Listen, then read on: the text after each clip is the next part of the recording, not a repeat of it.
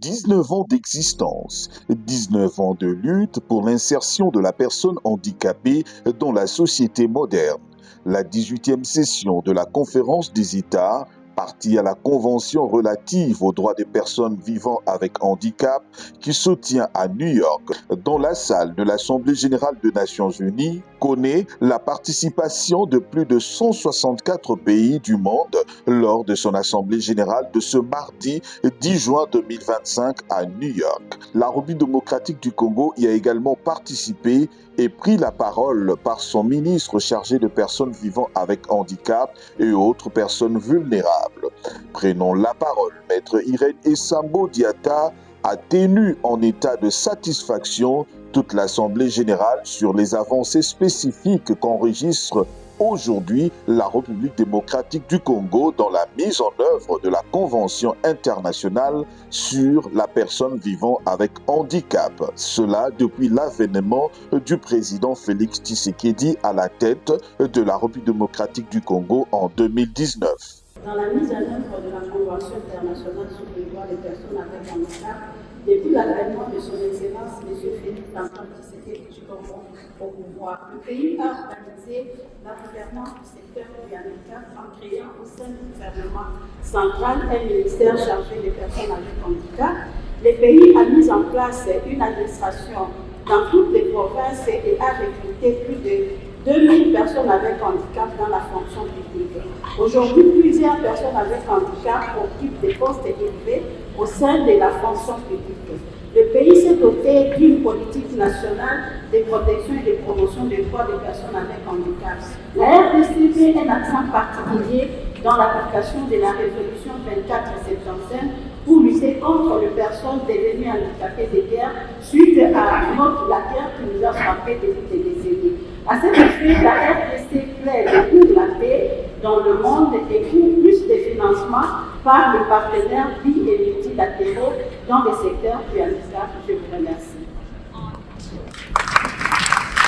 4 thématiques font essentiellement le socle des questions relatives à l'application de la Convention, l'utilisation de l'intelligence artificielle comme moyen de favoriser l'inclusion, le renforcement de l'autonomie de personnes vivant avec handicap et amélioration des politiques de développement social grâce au mode de financement.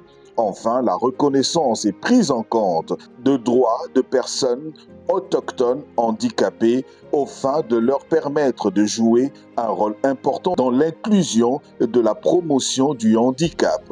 Des questions fondamentales pour lesquelles le gouvernement congolais s'active à travers la ministre chargée de personnes vivant avec handicap, du fait réaliste qu'aujourd'hui 1,3 milliard de personnes, soit 16% de la population mondiale, vivraient avec handicap. Environ 76 millions de personnes autochtones handicapées.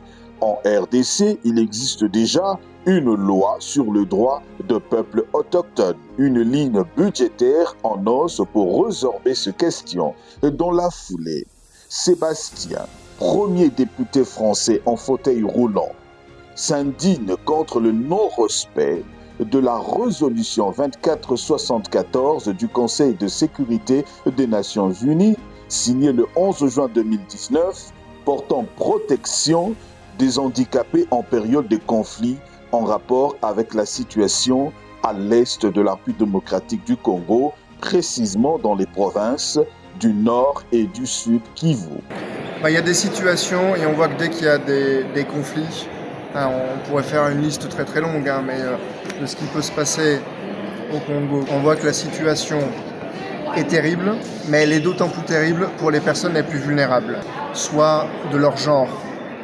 Dès qu'il y a des vulnérabilités qui sont croisées, là il y a des choses qui sont terribles qui se passent et le respect pour le coup des droits de l'homme et de la dignité sont bafoués régulièrement et là ce sont des choses sur lesquelles il va falloir que collectivement on avance parce que là on est quand même dans une situation où il y a un monde qui est en train de basculer dans une violence assez importante et effectivement il y a des droits fondamentaux qui aujourd'hui sont bafoués.